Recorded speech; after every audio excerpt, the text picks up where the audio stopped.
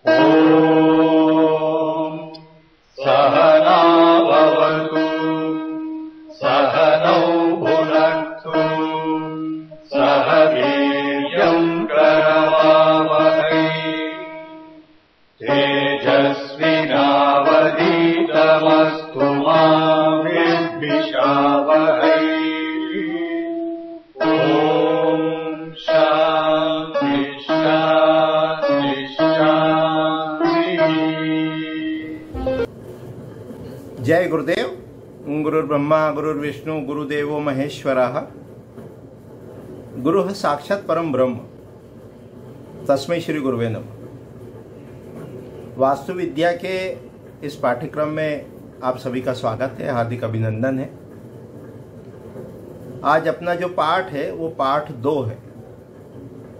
अभी अपन थोड़ा परिचय प्राप्त कर रहे हैं। परिचय अभी जो है वो अपन सिलेबस को देख रहे हैं कि इस पाठ्यक्रम में अपन किन किन विषयों का अध्ययन करेंगे। वास्तु तो अध्ययन करेंगे, वो तो मुख्य विषय अपना, पर लेकिन अपना सिलेबस क्या होगा, कोर्स कंटेंट क्या होगा, उसके बारे में अभी चर्चा अपन कर रहे हैं।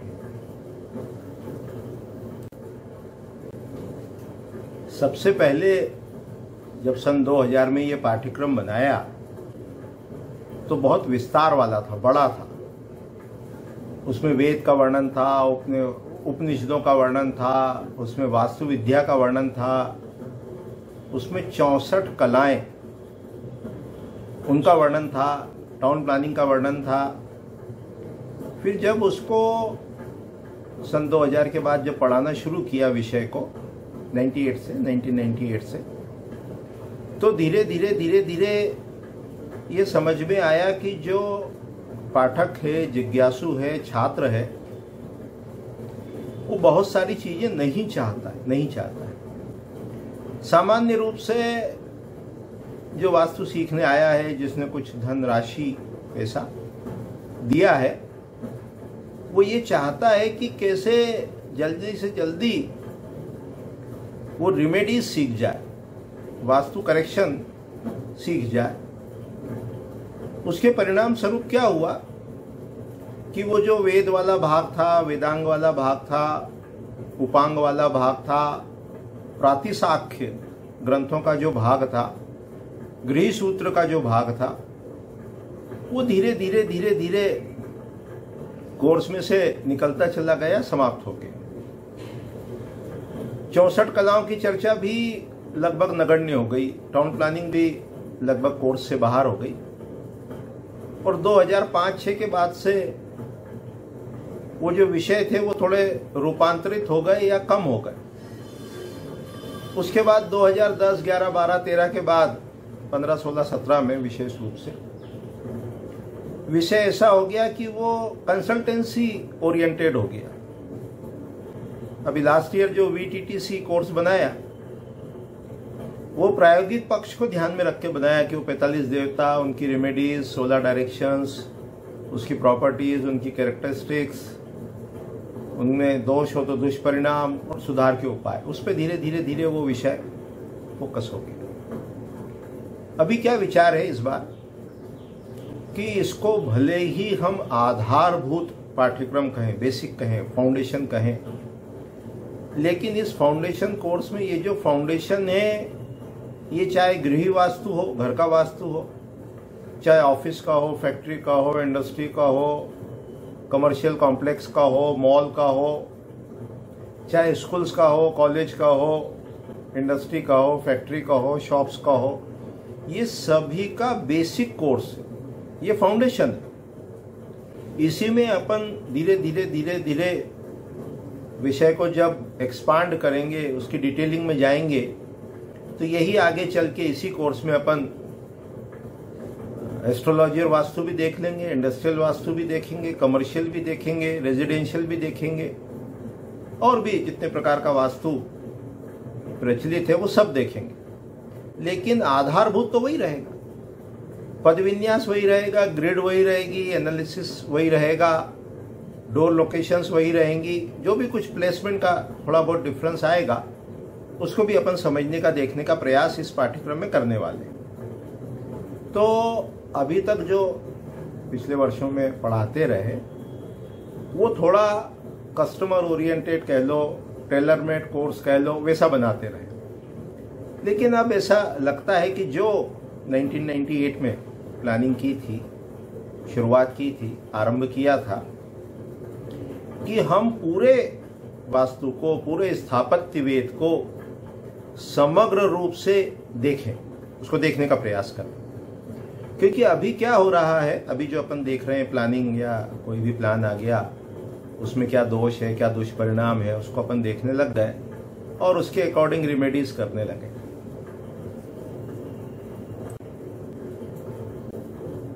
इससे क्या हुआ कि जैसे मान लो कोई हाथी है, हाथी एलिफेंट, और अपन उसका पूरा अध्ययन न करते हुए किसी एक अंग का यदि अध्ययन करें, हाथ का, पैर का, सिर का, कान का, तो उससे पूरे हाथी का ज्ञान नहीं हो जाता, उसके बारे में मालूम नहीं चलता।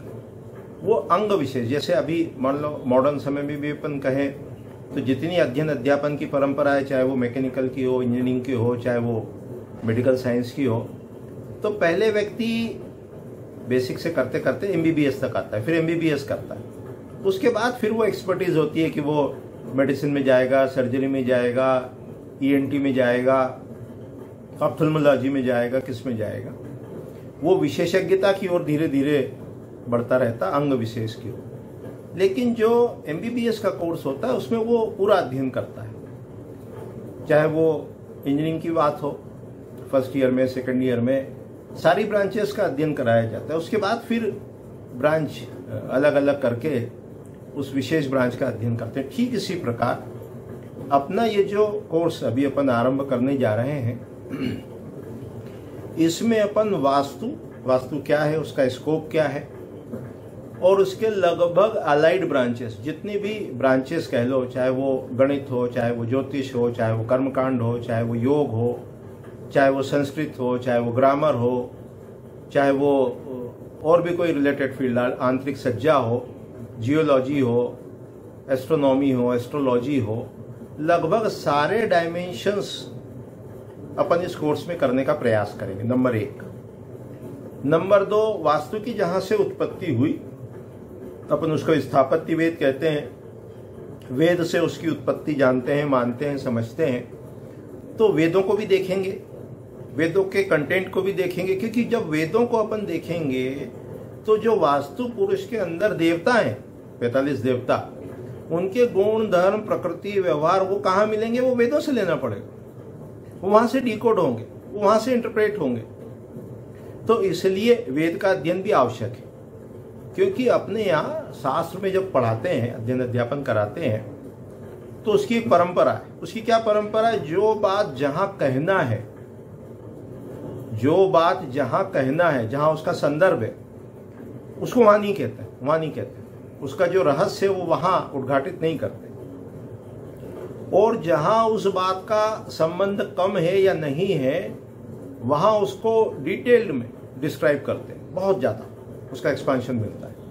कैसे? जैसे एक उदाहरण दे दें, जैसे वास्तु के ग्रंथों में, चाहे वो मानसार हो, महमत हो, सम्रांगण हो, चाहे वो काश्यप शिल्प हो, कामिका आगम हो, इन ग्रंथों को जब आप देखोगे तो ड्राइंग रूम कैसा होना चाहिए उसका डिटेल में डिस्क्रिप्शन नहीं मिलेगा, डिटेल में नहीं मिलेगा। ड्राइंग रूम कैसा हो, बेडरूम कैसा हो, किचन कैसा हो, ये डिस्क्रिप्शन आपको डिटेल में वास्तु के ग्रंथों में प्राप्त नहीं होगा, जब तक कि आप इतिहास और पुराण, महाभारत और रामायण, इन ग्रंथों का यदि अध्ययन न करें तो बगीचा कैसा होना चाहिए, राजधानी कैसी होना चाहिए, कौन कौन से वृक्ष होना चाहिए, ड्राइंग रूम, बेडरूम, किचन, है ना, ये सब कैसे होना चाहिए, ये ज्ञात नहीं हो सकता डिटेल में। तात्पर्य कहने का ये है कि ये जितने भी वैदिक वांग्मय हैं, अपन देखेंगे उसको 40 क्षेत्र के अंतर्गत, उसमें वेद है, वेदांग है, उपांग है, उपनिषद है, प्रातिशाख्य है, इतिहास है, पुराण है, आयुर्वेद है,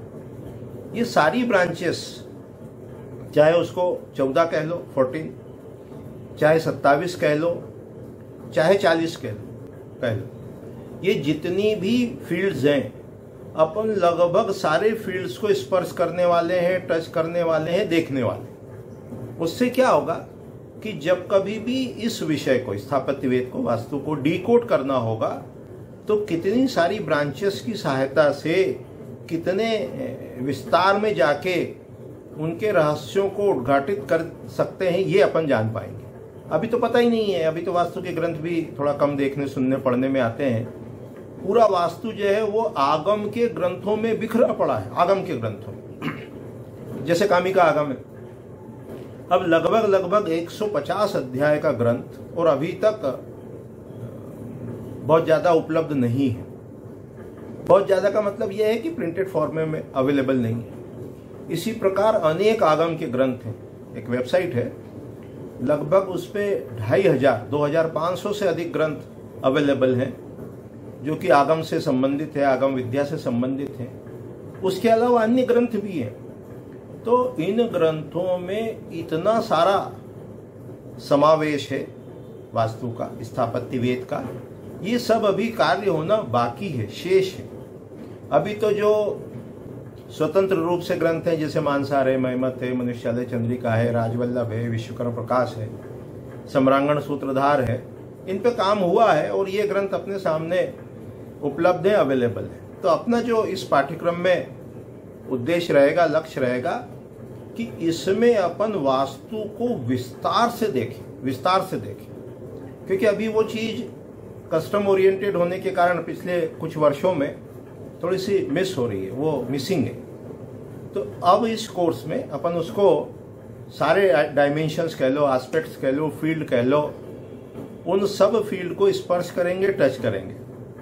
अब आज सीखने वाले को थोड़ी सी उत्सुकता रहती है, जिज्ञासा रहती है, स्वाभाविक है कि जल्दी से जल्दी वो हम उस चीज को ग्रहण कर लें, प्राप्त कर लें और फल, वो कंसल्टेंसी या रिमेडीज वो पता लग जाए। तो जब अपन इस कोर्स को डिस्क्राइब करेंगे डिटेल में, जैसे जब रंग बताएंगे तब रंगों की प्रॉपर्टीज, उनकी कैरेक्टरिस्टिक्स, उनके प्लस माइनस सब बताएंगे। वो रिमेडीज ही है। इसी प्रकार जब भोजन बताएंगे, स्वाद बताएंगे, षड्रस बताएंगे, तो कैसा पदार्थ खाने से, कैसा भोजन खाने से कैसी कैरेक्टरिस्टिक्स बनती है, डेवलप होती है, वो भी पूरा का पूरा करेक्शन है। जब वर्णाश्रम व्यवस्था की बात करेंगे, वर्ण व्यवस्था की बात करेंगे, आश्रम व्यवस्था की बात करेंगे, तो वो रिमेडीज अपन बताते चलेंगे साथ में। उसको अपन आखिरी के लिए, लेक्चर्स के लिए, या अलग से वो एक छोटा सा बना दिया कि साहब ये दोष है और ये रिमेडीज है, ऐसा इसमें होने की संभावना कम है। तो इसमें सावधानी यही रखना है कि पूरे लेक्चर्स ही सुनना है। अपन सोचो कि ये वास्तु का बेसिक है या ये फाउंडेशन का है और ये अपने को आता है, तो फिर बहुत सारे सवाल जो है वो अनुत्तरित रह जाएंगे। उनका उत्तर आपको केवल वो समरी फॉर्म में देखेंगे, बाद में तो नहीं मिलेगा। तो ध्यान यही रखना है, सावधानी यही रखना है कि वास्तु कितना व्यापक है, बड़ा है, कितने क्षेत्रों से जुड़ा हुआ है। उन सारे क्षेत्रों को अपन अपने कोर्स में कवर करने वाले हैं और यही आगे चल के जब इसको डेवलप करेंगे तो यही सबका बेस बनेगा। चाहे वो इंडस्ट्रियल वास्तु हो, कमर्शियल वास्तु हो, होटल का हो, ऑफिस का हो, फैक्ट्री का हो, इंडस्ट्री का हो, किसी भी प्रकार का वो वास्तु हो, लेकिन ये सबका आधार बनेगा। तो अभी इतना ही कहते हैं, फिर कोई बात आती है तो अभी उसको आगे बढ़ाते हैं। इस कोर्स में अपन उसके आर्किटेक्चर पॉइंट ऑफ व्यू को भी देखेंगे कि किस प्रकार से ये आधुनिक समय में जो आर्किटेक्चर के विद्यार्थी हैं, आर्किटेक्ट्स हैं, उनके लिए कैसे उपयोगी हो, सिविल इंजीनियर्स के लिए कैसे उपयोगी हो। और ये अपना जो पूरा कोर्स है ये राइट फ्रॉम द लेमैन, सामान्य जन, और चाहे वो विद्यार्थी हो वास्तु का, चाहे वो गृहिणी हो, चाहे वो आंतरिक सज्जाकार हो, चाहे वो इंटीरियर डिजाइनर हो, डेकोरेटर हो, ये सभी के लिए समान रूप से उपयोगी है। क्यों उपयोगी है? कि इसमें अपन जीवन जीने की कला की बात भी करेंगे, इसमें अपन हु एम आई, मैं कौन हूं, उसकी बात भी करेंगे, और इसमें अपन जीवन की समस्याओं से मुक्त कैसे होना, उनकी भी चर्चा करेंगे। तो ये कोर्स सभी के लिए उपयोगी है, सभी इसका लाभ लें और YouTube पर प्रयास यही करेगा कि अपन जल्दी से जल्दी इसको अपलोड करते जाएं और विषय को आगे बढ़ाएं। तो आप सभी का स्वागत है, सभी जन इसका लाभ लें। अभी इतना ही कह के वाणी को विराम देते हैं। आगामी पाठ में विषय को जो अपनी पुस्तिका है पत्राचार पाठ्यक्रम, उसको ध्यान में रखते हुए विषय को आगे बढ़ाएंगे। जय गुरुदेव, जय गुरुदेव। शांति।